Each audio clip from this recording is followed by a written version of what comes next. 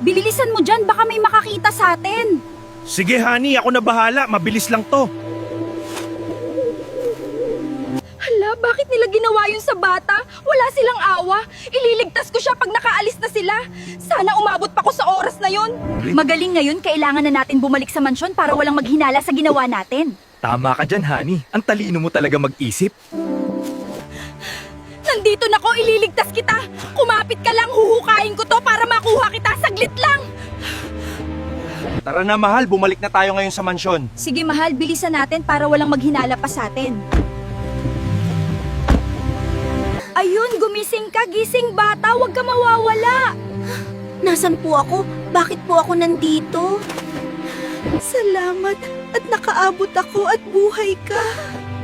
Maraming salamat po, Ate Peach.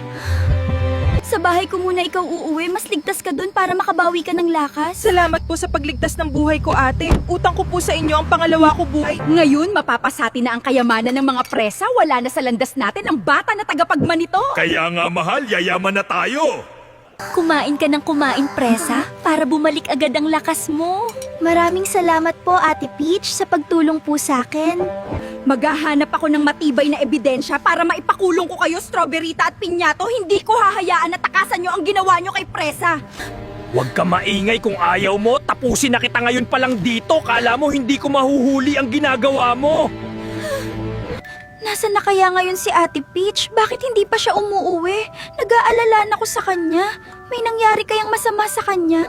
Makakatakas pa kaya ako kay Pinyato at Strawberryta? Alamin nyo yan sa part 2. Pero bago yon, ay follow, like at share nyo na ko.